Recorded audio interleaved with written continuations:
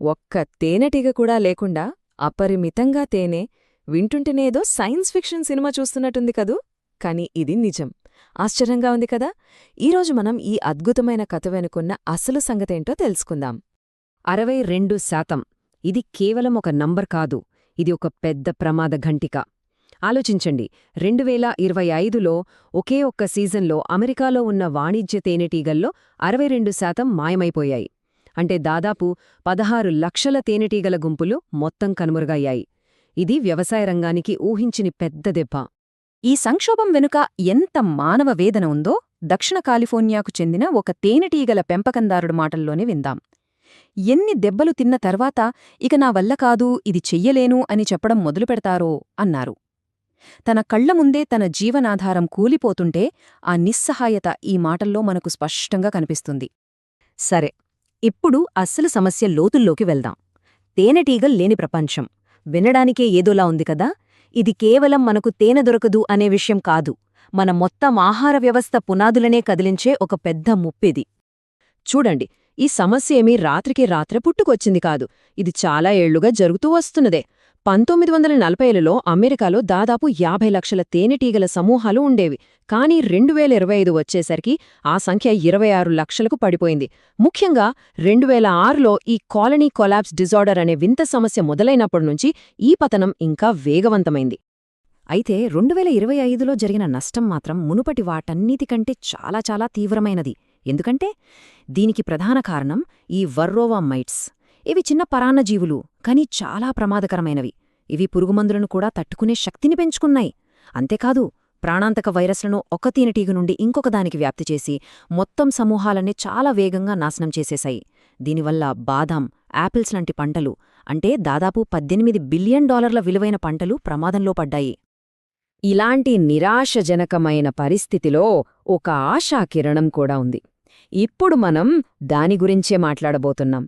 తేనెటీగలతో అస్సలు సంబంధం లేకుండా మనకు తీయదనాన్ని అందించే ఒక ప్రాచీన, రహస్యమైన మొక్క. ఈ అద్భుతమైన మొక్క పేరే హనీబుష్. దీని శాస్త్రీయనామం సైక్లోపియా. దీని ప్రత్యేకత ఏంటంటే ఇది ప్రపంచంలో మరెక్కడా కాకుండా కేవలం దక్షిణాఫ్రికాలోని ఫైన్ బాస్ అనే ఒక ప్రత్యేకమైన ప్రాంతంలో మాత్రమే పెరుగుతుంది. దీని ఆకులు, పువ్వులను మరిగించినా లేదా సిరప్గా మార్చినా అచ్చం సహజమైన తేనె రుచి వస్తుంది. ఇప్పుడు మనం మామూలు తేనెకి ఈ హనీబుష్ సిరప్కి ఉన్న తేడాలు చూస్తే నిజంగా ఆశ్చర్యపోతాం. మామూలు తేనెకు తేనెటీగలు తప్పనిసరి, కానీ హనీబుష్ సిరప్కు 0, ఒక్క తేనెటీగ కూడా అవసరం లేదు. అంతేకాదు, హనీబుష్లో కేవలం తీయదనం మాత్రమే కాదు, మన ఆరోగ్యానికి మేలు చేసే బోల్డెడు బయోయాక్టివ్ కాంపౌండ్స్ కూడా ఉన్నాయి. ఇక ఖర్చు విషయానికొస్తే అసలు పోలికే లేదు, చాలా చాలా తక్కువ. ఇక్కడే మనందరికీ ఒక ప్రశ్న వస్తుంది. ఇంత అద్భుతమైన మొక్క గురించి, ఇన్ని ప్రత్యేకతలున్న దీని గురించి ప్రపంచంలో దాదాపు ఎవరికీ ఎందుకు తెలియదు? ఏమై ఉంటుంది? ఆ ప్రశ్నకు సమాధానం దొరకాలంటే మనం ఈ మొక్క పుట్టిన అసాధారణమైన ప్రపంచంలోకి, దాని చరిత్రలోకి వెళ్ళాలి. నిప్పుకి, విజ్ఞానానికి ముడిపడిన ఒక ఆసక్తికరమైన కథ ఇది. ఈ హనీబుష్ పెరిగే ప్రదేశం పేరు ఫైన్ బాస్ బయోమ్. ఇది భూమిమీద ఉన్న 6 పూల రాజ్యాలలో ఒకటి. ఎంత ప్రత్యేకమైనదో ఆలోచించండి. ఈ చిన్న ప్రాంతంలోనే దాదాపు 9,000 రకాల మొక్కలున్నాయి. వాటిలో 70% ప్రపంచంలో ఇంకెక్కడా కనిపించవు. ఇక్కడ నేలలో పెద్దగా సారం ఉండదు. ఇంకా ఆశ్చర్యకరమైన విషయమేంటంటే ఈ మొత్తం పర్యావరణ వ్యవస్థ నిప్పుపై ఆధారపడి బతుకుతుంది. అవును, మీరు విన్నది నిజమే. ఇక్కడున్న మొక్కలు కేవలం నిప్పును తట్టుకోవడం మాత్రమే కాదు, వాటి పునర్జన్మకు నిప్పు కావాలి.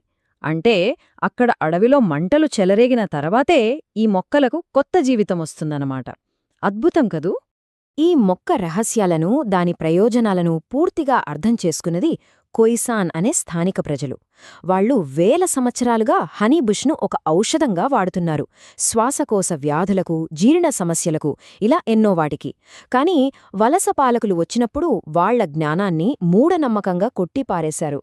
దాని ఫలితంగా ఈ అద్భుత మొక్క ప్రపంచం దృష్టిలో పడకుండా మరుగున పడిపోయింది. సరే, చరిత్ర నుండి వర్తమానంలోకి వద్దాం. ఇప్పుడు హనీబుష్ వెనుకోన్న సైన్స్, దాని ఒక అద్భుతమైన పరిష్కారంగా ఎలా మార్చవచ్చో చూద్దాం. హనీబుష్ నుండి తేనెలాంటి సిరప్ తయారు చేయడం చాలా సులభం. పెద్దగా టెక్నాలజీ ఏమీ అవసరం లేదు. 4 సింపుల్ స్టెప్స్ అంతే. మొక్కను కోయడం, దాన్ని నలిపి పులియబెట్టడం, తర్వాత ఎండబెట్టి నీళ్లలో మరిగిస్తే చాలు. తేనెలాంటి రుచికరమైన సిరప్ రెడీ. ఇక ఖర్చుల విషయానికొస్తే ఈ తేడా చూస్తే మైండ్ బ్లాక్ అవ్వాల్సిందే. ఒక కమర్షియల్ తేనెటీగల పెంపకం మొదలుపెట్టాలంటే $1000 కన్నా ఎక్కువ ఖర్చవుతుంది. అదే హనీబుష్ సాగు చేయాలంటే మహా అయితే $5 నుండి $20. ఎంత పెద్ద తేడానో చూడండి. హనీబుష్ కేవలం తీయగా ఉండటమే కాదు, మన ఆరోగ్యానికి ఒక వరం లాంటిది. ఇందులో మ్యాంగిఫెరెన్, హెస్పెరిడిన్ లాంటి శక్తివంతమైన యాంటీఆక్సిడెంట్లున్నాయి. అన్నిటికన్నా ముఖ్యంగా పినిటాల్ అనే ఒక సమ్మేళనముంటుంది.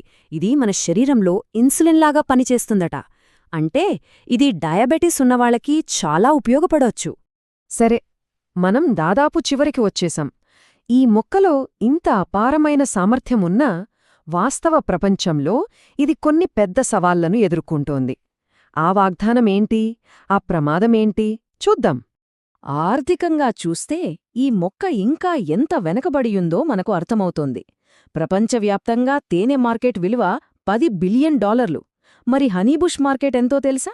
కేవలం $10 మిలియన్.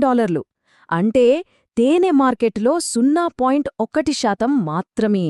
చాలా చిన్నది. ఇక్కడే అసలైన వైరుధ్యం మనకు కనిపిస్తోంది. దీనిని మనం హనీబుష్ పారాడాక్స్ అని పిలవచ్చు. ఒకవైపు దీనికి తేనెటీగలు అవసరం లేదు, ఖర్చు చాలా తక్కువ, ఎన్నో ఆరోగ్య ప్రయోజనాలు ఉన్నాయి. మరోవైపు ఇది ఒకే ఒక్క ప్రదేశంలో పెరుగుతోంది. చాలా వరకు అడవుల నుంచే అశాస్త్రీయంగా సేకరిస్తున్నారు. ఇంకా బాధాకరమైన విషయమేంటంటే దీని వాణిజ్య జాతులన్నీ అంతరించిపోయే ప్రమాదంలో ఉన్నాయని IUCN రెడ్ లిస్ట్లో ఉన్నాయి. అంటే దీన్ని బట్టి మనకు ఏమర్థమవుతోంది? అసలు సమస్య ఈ మొక్క జీవశాస్త్రంలో లేదు, మనకు దాని గురించి అవగాహన లేకపోవడంలోనే ఉంది. ఈ మొక్క భవిష్యత్తు, దాని గురించి మనం తెలుసుకోవడం, శ్రద్ధ పెట్టడంపైనే ఆధారపడి ఉంది.